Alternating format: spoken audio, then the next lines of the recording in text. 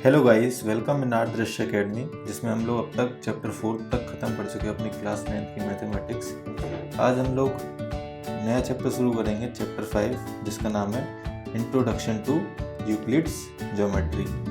तो सबसे पहले देख लेते हैं हम लोग कि ज्योमेट्री क्या होती है। ज्योमेट्री जो वर्ड है वो आया है ग्रीक वर्ड से जियो प्लस मेट्रियन,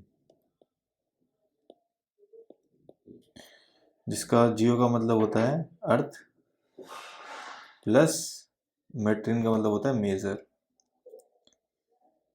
तो अर्थ को मेजर करने के लिए जो मैथमेटिक्स है, उस जो ब्रांच है मैथमेटिक्स की, उसको हम लोग बोलते हैं जियोमेट्री। ठीक है। तो आज के इस लेक्चर में सिर्फ हम लोग देखेंगे कि यूक्लिड ने जो अपनी वर्ड्स में, अपने डेफिनेशंस में जो जियोमेट्री को डिफाइन किया था वो क्या है, कुछ टर्म्स देखेंगे। तो लेट्स स्टार्ट दिस लेक्चर।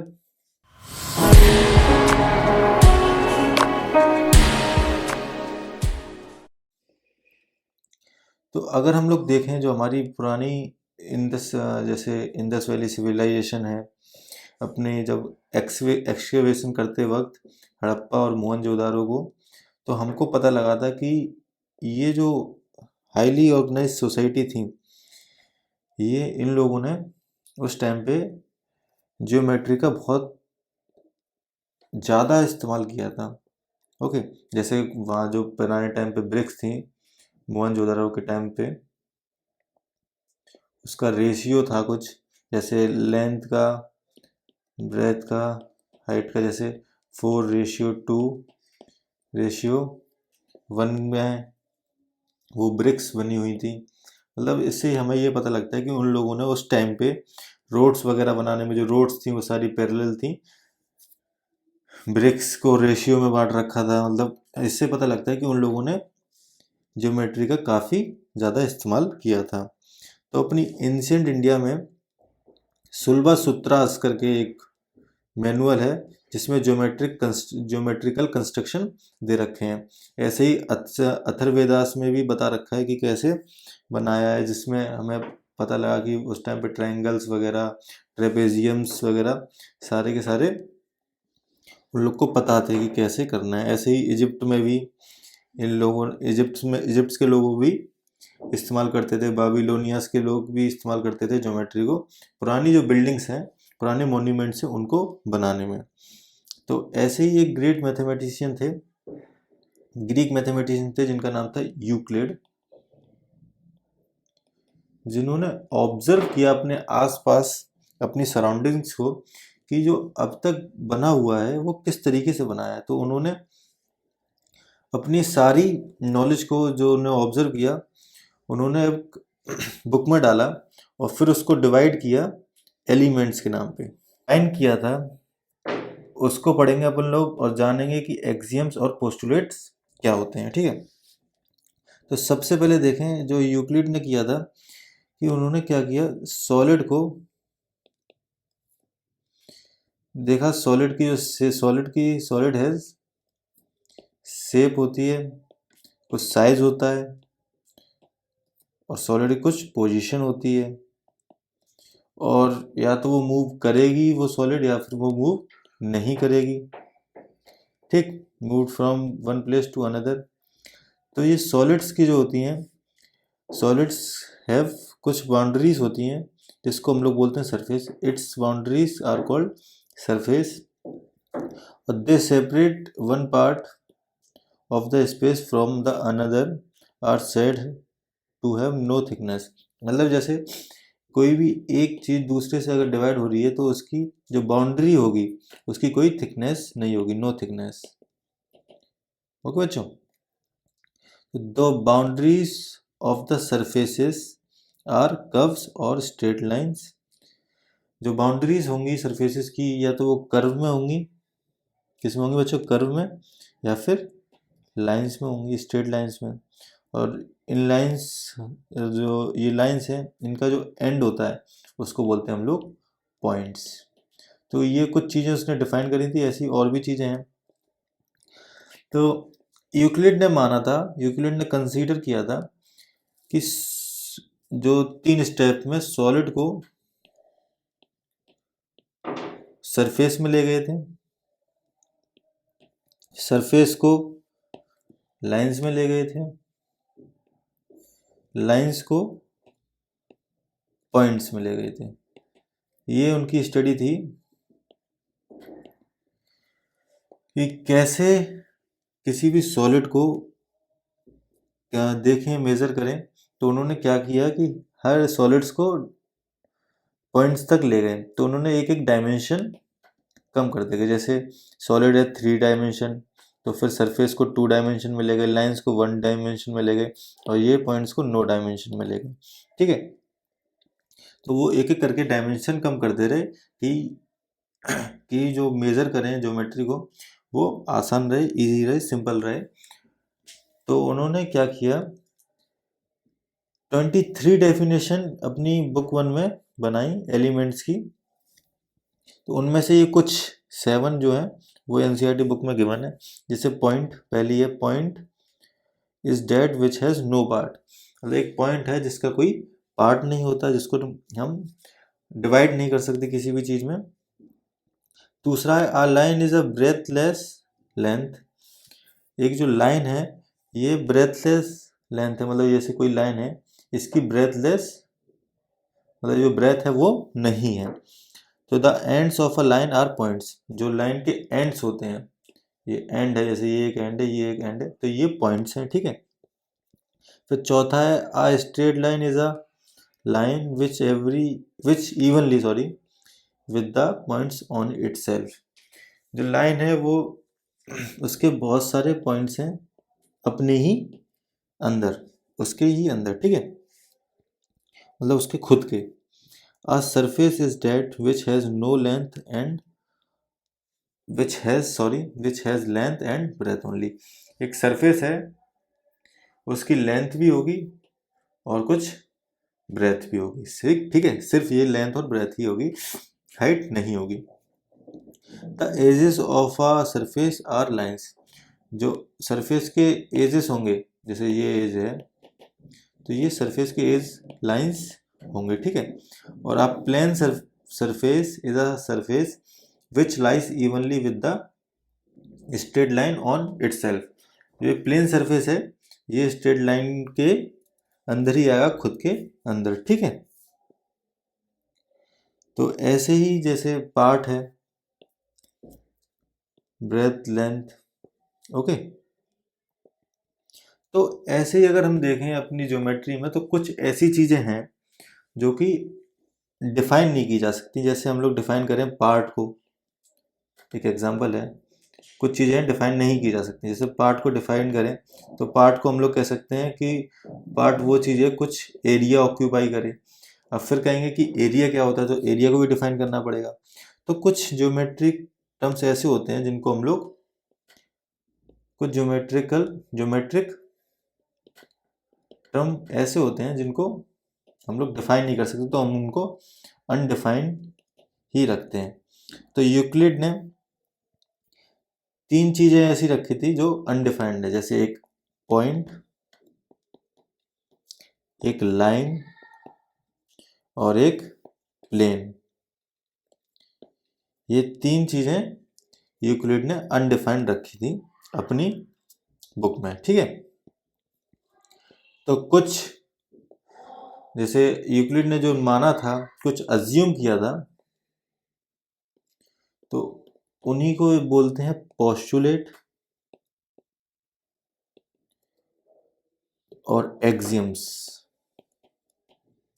तो पोस्टुलेट वो होता है, पोस्टुलेट की डेफिनेशन है कि कुछ अजम्पशन जो उसने माने थे, जो ऑब्वियस यूनिवर्सल ट्रुथ होते हैं ज्योमेट्री के लिए ही बस।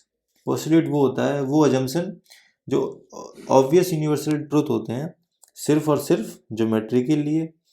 और एक्सियम्स वो अजम्पशंस होती हैं जो ज्योमेट्री में तो काम आती ही हैं और पूरी ऑल ओवर मैथमेटिक्स में भी काम आती है, मतलब थ्रू आउट दी मैथमेटिक्स काम आती है। ये स्पेसिफिकली नहीं है कि सिर्फ और सिर्फ ज्योमेट्री के लिए काम आए। ये अजम्पशंस वो अजम्पशन भी होती हैं जो पूरे में काम आए, मतलब पूरी थ्रू आउट द मैथमेटिक्स। तो ये कुछ एक्सियम्स हैं, जैसे things which are equal to the same things are equal to another, मतलब जैसे दो चीज़ें अगर सेम है आपस में, तो ये अगर तीसरी चीज़ भी सेम है तो ये सब तीनों चीज़ें आपस में सेम होंगी। ऐसे ही ये कुछ यूक्लिड की एक्सियम्स हैं, या पढ़ लेना। ओके, तो अपन लोग देखते हैं पोस्टुलेट 1। तो पोस्टुलेट 1 कहती है, मतलब ये अजम्पशन जो अपनी ज्योमेट्री में काम आएंगी। तो आ स्ट्रेट लाइन में be drawn from any one point two any another point, मतलब कोई भी एक स्ट्रेट लाइन किसी भी पॉइंट पे बनाई जा सकती है। ये पोस्टुलेट 1 थी, मतलब कोई भी एक लाइन किन्हीं दो पॉइंट्स पे बना दी जा सकती है। फिर ऐसे ही एक एक्सियम देखते हैं। एक्सियम वो जो पूरी मैथमेटिक्स में काम आ सकती है, वो अजम्पशन जो पूरी मैथमेटिक्स में काम आ सकते हैं। तो given two distinct points there is a unique line that passes through them, मतलब दो पॉइंट अगर हम देंगे तो सिर्फ एक ही पॉइंट ऐसा होगा जहाँ पे एक स्ट्रेट लाइन पास हो सकती है, बस। ओके, सिर्फ एक ही पॉइंट होगा दो लाइन का जहाँ से वो पास कर सकते हैं, बाकी कोई पॉइंट नहीं हो सकता, दूसरा पॉइंट नहीं होगा। ऐसे अगर हम पोस्टुलेट 2 देखें, a terminated line can be produced indefinitely, मतलब कोई टर्मिनेटेड लाइन है जैसे ए बी, इसको हम चाहे तो कितना भी लंबा खींच सकते हैं इनडिफाइनाइट तक, ठीक है। और तीसरी पोस्टुलेट है यूक्लिड की कि एक सर्कल जो है वो किसी भी सेंटर से या कितनी भी रेडियस से बनाया जा सकता है। ओके, मतलब जैसे कोई भी पॉइंट है, कोई भी सेंटर लिया, कोई भी रेडियस लिया, तो उससे एक सर्कल बना दिया जा सकता है। ओके, ऐसे अगर हम पोस्टुलेट 4 देखें, all right angles are equal to one other, सारे जो राइट एंगल्स होते हैं वो आपस में सबके बराबर होते हैं। ओके, पांचवें पोस्टुलेट में कह रहा है, अगर ये मेन पोस्टुलेट है, ये इसके जो हमारी दूसरी एक्सरसाइज होगी एक्सरसाइज 5.2, वो पूरी बेस्ड है पोस्टुलेट 5 पर। तो ये मेन एक्सरसाइज मेन पोस्टुलेट है। इससे पोस्टुलेट में कह रहा है कि जैसे कोई भी दो स्ट्रेट लाइन है, जैसे मान लिया हमने ये दो स्ट्रेट लाइन है, अगर हम इस पे कोई एक लाइन डालते हैं, ठीक है, तो जो एंगल्स बनेंगे इंटीरियर्स एंगल, जैसे मान लेते हैं ए और बी, एंगल ए और एंगल बी, कोई भी दो एंगल बनेंगे, अगर ये 90, अगर ये दो राइट एंगल से, टू राइट एंगल से जिस साइड कम होंगे, मतलब अगर इस साइड कम होंगे, मतलब 180 से कम होंगे, मान लेते हैं ये 290 है, 290 अगर राइट एंगल के ट्रायंगल का क्या होता है, राइट एंगल का डिग्री जो होती है वो 90 डिग्री, 90 डिग्री, तो इसका सम कितना होगा 180। तो हम ये कह सकते हैं इस पोस्टुलेट में, जिस साइड के सम a प्लस बी अगर कम होगा 180 से, तो वहीं जो दो लाइन होंगी अगर हम उसको इनडेफिनेट तक खींचेंगे तो वहां जाके वो जॉइंट होंगी। ओके, जैसे कि इस फिगर में दिखा रखा है एनसीईआरटी बुक में, एंगल 1 और एंगल 2 जिस साइड 180 से कम होंगे उसी साइड मिलेंगे, मतलब ए और सी की साइड मिलेगी। जैसे अगर हम बी और डी की साइड देखें तो ये सम जो होगा 180 से ज़्यादा निकल जाएगा, तो इस साइड कभी भी मैच नहीं करेंगी। ये है पोस्टुलेट 5, इंपॉर्टेंट पोस्टुलेट है। ऐसे अगर हम एक एग्जाम्पल देखें, पोस्टुलेट से रिलेटेड एग्जाम्पल है, इसमें बोल रहा है proof A B plus B C equal to A C, proof करके दिखाओ। इनने लाइन भी दे रखी है हमें, जैसे ये ए है, ये बी है, ये सी है, तो इसमें कह रहा है ए बी बी सी जो होंगे वो ए सी को इक्वल टू में करके दिखाओ। तो इसमें हमको पता है, हमने एक थ्योरम पढ़ रखी, वो सॉरी थ्योरम नहीं, पोस्टुलेट पढ़ रखा है, अगर कोई भी दो चीज़ें कोइंसाइड होंगी आपस में, कोइंसाइड का मतलब है कि सबकी इक्वल लेंथ, इक्वल बराबर सब कुछ होगा, अगर वो एक दूसरे के ऊपर आ जाता है बिल्कुल कायदे में, तो वो बराबर होगा। तो A B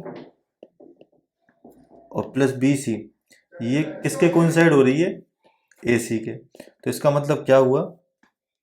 A B plus B C is equal to A C कह सकते हैं हम। ठीक, ऐसे ही एग्जाम्पल 2 में कह रहा है, तो ऐसे ही एग्जाम्पल 2 है, इसमें कह रहा है कि prove that an equilateral triangle can be constructed on any given line segment. मतलब एक इक्विलेटरल ट्रायंगल है वो किसी भी लाइन सेगमेंट पे बनाया जा सकता है। तो जैसे हम लेट ये कोई भी हमने एक लाइन सेगमेंट ले लिया ए बी, ठीक है।